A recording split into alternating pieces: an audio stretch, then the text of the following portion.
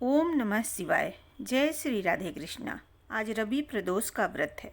प्रदोष का व्रत हर महीने के दोनों पक्षों यानी शुक्ल पक्ष और कृष्ण पक्ष की त्रयोदशी तिथि को रखा जाता है।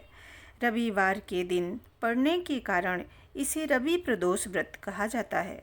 प्रदोष व्रत के दिन प्रदोष काल में भगवान शिव और माता पार्वती की विधि विधान से पूजा अर्चना करनी चाहिए।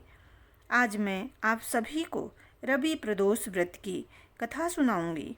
एक समय की बात है, सभी प्राणियों के हित के लिए परम पावन भगीरथी के तट पर सनकादिक आदि 88,000 ऋषि मुनियों द्वारा एक विशाल गोष्ठी का आयोजन किया गया। इस सभा में व्यास जी के परम शिष्य पुराण वेता सूत जी हरि कीर्तन करते हुए पधारे।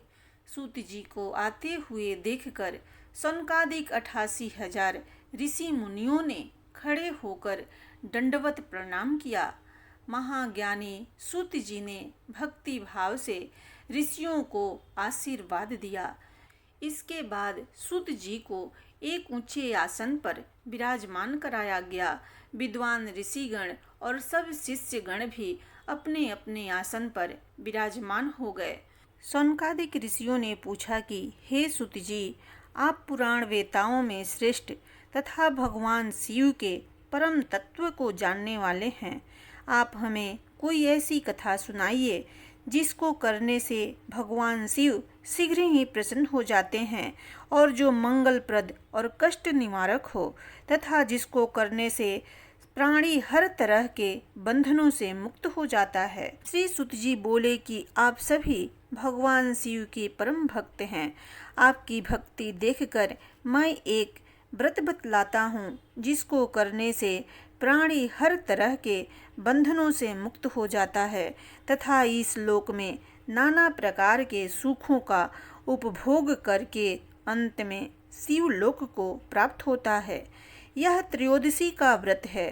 त्रयोदशी के व्रत में भगवान शिव माता पार्वती के साथ कैलाश पर्वत के शिखर पर रजत भवन में नृत्य करते हैं। यदि त्रयोदशी रविवार के दिन पड़े तो यह पुत्र प्रदान करने वाली बताई गई है। ऋषि बोले कि हे सूत जी, कृपया यह बताने का कष्ट करें कि यह मंगलप्रद कष्ट निवारक व्रत सबसे पहले किसने किया और उसे क्या फल प्राप्त हुआ। श्री सूत जी बोले, मैं व्रती मनुष्यों की कथा कहता हूँ, इसे आप सभी ध्यान से सुने। किसी गांव में एक अति दीन ब्राह्मण निवास करता था। उसकी साध्वी स्त्री प्रदोष व्रत किया करती थी। उसे एक ही पुत्र रत्न था। एक समय की बात है, वह पुत्र गंगा स्नान करने के लिए गया। दुर्भाग्यवश मार्ग में चोरों ने उसे घेर लिया और वे कहने लगे कि हम तुम्हें मारेंगे नहीं, तुम अपने पिता के गुप्त धन के बारे में हमें बतला दो। बालक दीन भाव से कहने लगा कि हे बंधुओं, हम अत्यंत दुखी दीन हैं, हमारे पास धन कहाँ है। तब चोरों ने कहा कि तेरे इस पोटली में क्या बंधा है। बालक ने निसंकोच भाव से कहा कि मेरी माँ ने मेरे लिए रोटियां दी है। यह सुनकर चोरों ने अपने साथियों से कहा कि साथियों, यह बहुत ही दीन दुखी मनुष्य है, अतः हम किसी और को लूटेंगे। इतना कहकर चोरों ने उस बालक को जाने दिया। बालक वहां से चलते हुए एक नगर में पहुंचा।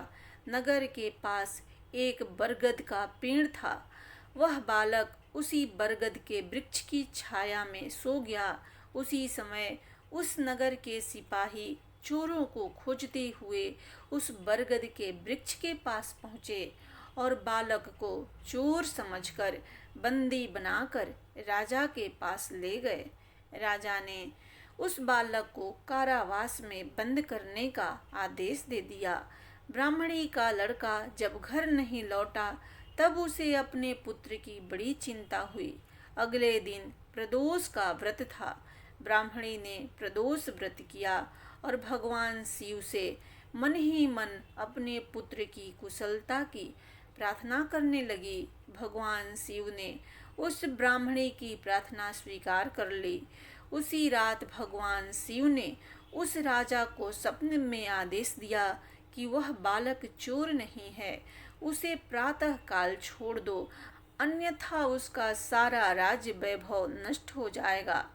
प्रातः काल राजा ने शिव जी की आज्ञा अनुसार उस बालक को कारावास से मुक्त कर दिया।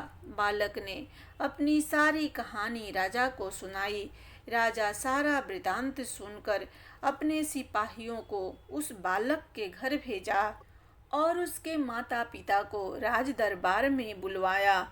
उसके माता पिता बहुत ही भयभीत थे। राजा ने उन्हें भयभीत देखकर कहा कि आप भयभीत न हो, आपका बालक निर्दोष है। राजा ने ब्राह्मण को 5 गांव दान में दिए, जिससे वे सुखपूर्वक अपना जीवन व्यतीत कर सके।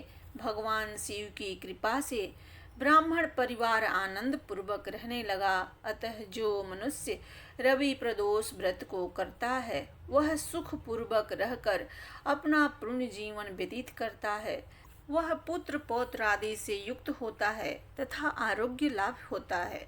इसके अतिरिक्त वह अपने शत्रुओं पर विजय प्राप्त करता है एवं संपूर्ण पापों से मुक्त होकर शिव धाम को जाता है।